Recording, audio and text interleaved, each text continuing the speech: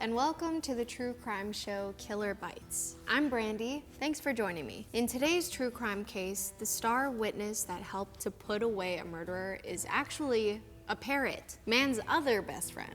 This is a wild one, so stick around to find out what happens. Today's story takes place in Sand Lake, Michigan in 2015. Sand Lake is a small, quaint town about 25 miles north of Grand Rapids. So there's this resident named Connie. Connie was leaving for work around 7:30 a.m. on May 12th when she heard 2 rounds of gunshots go off. She didn't think much of it at first. There's a lot of hunting near the area, so she continued on her way to work. When she got home from work, she decided to drop by her neighbor's house just to pop in and say hey and check on them. Sand Lake is the kind of place where everybody knows everybody. But on this particular day, she knocked on the door and there was no answer. She was like, okay, I guess they're out of the house? No worries, I'll come back later. And she goes back home. She stops by the next day and there's still no answer, but the dog is barking. She thinks to herself, that's a little weird. There's no answer 2 days in a row and now the dog is barking like crazy. So Connie tries to peek into the window, but she can't really see anything. Then she goes to the side of the house to look into another window and still doesn't really see anything. She decided to try and open the door, but it was locked, so she went home. That was a bold move, Connie. Later that same day, she goes over to her neighbor's house again, and again, no answer. She decides to try and open the door, and this time, it's unlocked. She lets herself in. She notices the house is off. There's uneaten spaghetti and garlic bread sitting there on the dining table like maybe their dinner got interrupted. The rest of the house is extremely messed up. There's like a broken lamp and things thrown around, things out of place, some blood on the floor. Not normal at all. There were signs of some kind of struggle. She makes her way through the home. Eventually, she goes to the bedroom where she finds blood everywhere. This is where she finds her neighbor, Martin Duram, and his wife, Glenna Duram, on the floor at the foot of the bed, covered and surrounded in blood. Martin is in his underwear, totally exposed. Next to him, his faithful dog, barking his head off. Glenna's body was also surrounded by a pool of red body fluid. She was not as exposed. Her body was covered by a blanket with only her head visible. Connie freaked out, obviously, and fled the house immediately. Okay, so back up. What happened? And who are Marty and Glenna Duram? Marty and Glenna had been married for more than 10 years. They both had previous marriages and they both had kids within those previous marriages. There were 5 kids in total between the two, but they were all fully grown adults. They weren't like living in the house with them. The only ones living at the Duram house at the time of this crime were Marty, Glenna, their dog, and an African gray parrot named Bud. Marty actually got Bud from his previous marriage and was able to keep him in the divorce settlement. Marty loved Bud dearly. Marty and Glenna were said to not have a ton of friends. They pretty much kept to themselves, but they were nice and gentle people. And they were definitely friends with their neighbor Connie, as well as a few other people around the neighborhood. Marty was a hunter and a fisherman. He had a lot of guns in his house, but again, his family and friends described him as a kind and gentle man. In 1995, Marty was in a really horrible car accident that he had a really hard time recovering from. There was some brain damage and it really did a number on his body. Day-to-day activities became hard for Marty to manage. Glenna sorta became his caregiver. She would look after him and help him in the day-to-day life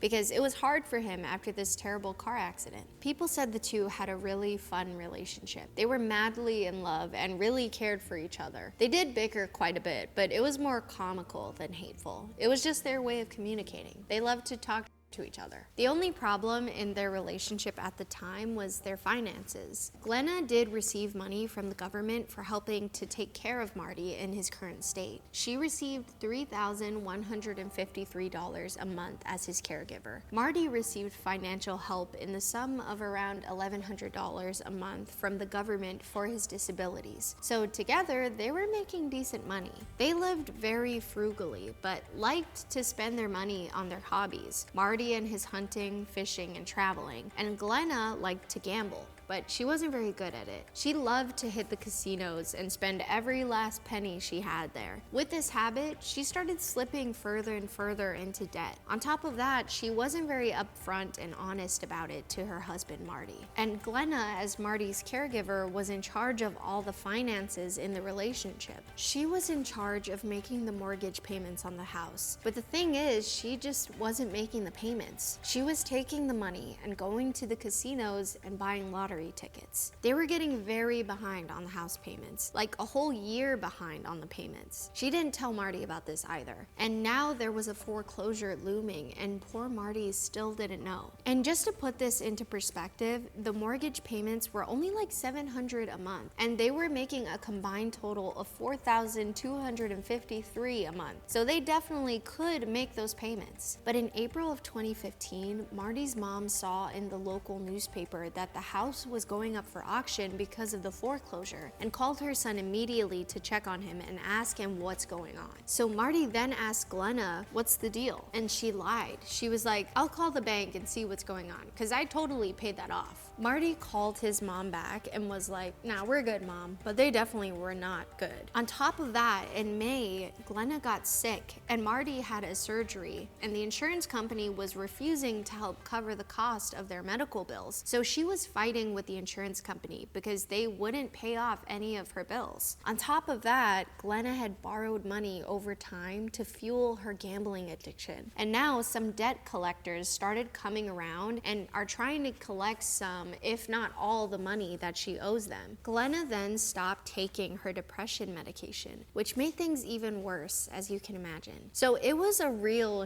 storm over at the Duram house, even though poor Marty was basically oblivious to the whole thing. This brings us up to speed with Marty and Glenna's neighbor, Connie. It's May 12th. Connie's husband tells her Marty isn't responding to his text messages, which is really weird. He usually responds pretty quickly. So they decided to text Glenna, and he actually jokingly texted her something to the effect of, hey, what have you done with Marty, LOL. Glenna did not respond. So Connie and her husband were like, that's freaking weird. And so she decided to go over to Marty and Glenna's house to stop by, say hey, and check on them. And you remember the rest. They didn't answer. She went back the next day, didn't answer, went back again and found a horrible bloody mess, and Connie hightailed it out of there as fast as she could. When she exited the house, there just so happened to be an unrelated garage fire down the street, and firemen were there putting it out. Connie runs over to them and tells them what's going on in the Duram house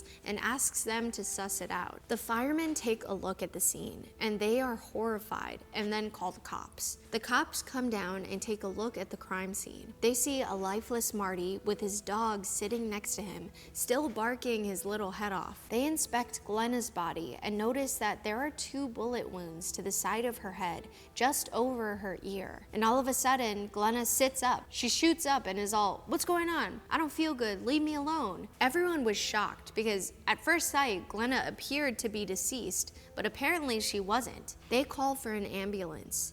They're putting her on the stretcher, and Glenna is basically fighting them the whole time. They're strapping her down, and she's swatting them away and screaming, what's going on? Leave me alone, over and over again. They get her to the hospital, and she's still screaming to leave her alone, and also calling out for Marty. Only Marty is not there. Glenna starts to recover, and she says she doesn't remember anything of the shooting. Her last bit of memory was 3 days prior to the shooting. She tells the authorities, I didn't shoot my husband. The authorities investigate the crime scene, but can't seem to find a murder weapon. That is until they interview Marty's psychic cousin, who tells them she had a psychic reading that gave her the information they need. She told them to check under the couch, up under the furniture, and be sure to check Glenna and Marty's hands. Sure enough, the firearm was underneath the love seat in their living room, and in Marty's hand, he was clutching a chunk of Glenna's hair. Marty's kids broke into the crime scene at one point and discovered what appeared to be 3 suicide notes from Glenna. One note was addressed to her ex-husband, and the other other two to her children. The letters basically said she was sorry for being a disappointment and a disgrace for the last 12 years of life. All of the letters were very vague, but the general tone was apologetic and somewhat admitting to the financial struggles she had put Marty and herself in. Now, what happened to Bud the parrot? Marty's ex-wife took him in. So what you need to know about parrots is that they have silverish, grayish feathers, a white face and head, yellow eyes, a bright red tail, and a very strong hooked beak. Also, they can talk. They're actually the most popular speaking bird. The African gray is distinguished from other parrots by having the best ability to mimic the human voice. He is able to record thousands of words and place them in a very specific context. This definitely holds up with the story. So it seemed that Marty's beloved African gray parrot, Bud, had picked up some new phrases. Once Marty's ex-wife brought him home, she said he constantly was saying, "Don't shoot, don't shoot, don't shoot," and he was saying it in Marty's voice. Perhaps the last words Marty said before his life was tragically ended. While he would say that line multiple times a day, he also had some sort of dialogue he would say a little less frequently. Bud would recreate an argument, one voice very distinctly Marty, and the other voice a female that sounded like Glenna. It would say, "Shut up and get your ass over here," and the argument ended with "don't shoot." A very foul mouth for a pirate, but this was huge. It was recreating the argument between Marty and Glenna right before she pulled the trigger. The ex-wife eventually caught the banter on camera and handed it over to the authorities as evidence. The authorities also found phone records on Glenna's cell phone where she Googled how to use the firearm, a .22 caliber Ruger revolver, the same type of gun that was used to end Marty's life right before his death. The phone showed she had visited two different sites titled Ruger Inside and Out and Ruger's Safety Blue Book. After those internet searches, there was a text message that was sent to Mom that said, "Love you, sorry." 9 seconds after the message was sent, there was another internet search to the webpage titled Ruger New Model Single 6 Single Action Revolvers. After that, there was no more phone activity. So as you can see, there was a bunch of evidence piling up against Glenna. The authorities brought her in for questioning once she had recovered from her head wound. They asked her about the suicide letters, and she claimed that she didn't remember writing them. The detectives asked Glenna about her cell phone use on the night of the crime, to which Glenna answered that she had never looked up such a thing. She added that she only really uses her cell phone to play online games. Glenna also told the cops, "I did not kill him. I wouldn't kill him because he was all I had," she said. But we already know that she was lying about the letters and lying about her cell phone use. So the most obvious conclusion one can draw is that she's lying about pulling the trigger on Marty. The trial took place in July of 2017. It was determined that Marty's life was taken from 5 bullets to multiple parts on his body, and the killer was Glenna. Glenna did not confess to the crime. In fact, she seemed cold and distant throughout the whole trial. Marty's mother made the comment, "She's just evil and mean and dirty inside and out. It's kind of crazy and a lot sad." Glenna was found guilty of first-degree murder and sentenced to life in prison. Later, Glenna filed for an appeal stating that the prosecutors violated her rights by using data extracted from her cell phone as evidence. But the court did not allow for the appeal in April of 2019. The Michigan Court of Appeals upheld her sentence. Glenna remains in prison with a life sentence. But this case leaves me wondering, was this a murder plus suicide attempt gone wrong? Or did Glenna stage the whole thing to look like they were both attacked and both victims? What do y'all at home think? Thanks for watching Killer Bites. I'm Brandi. See you next time.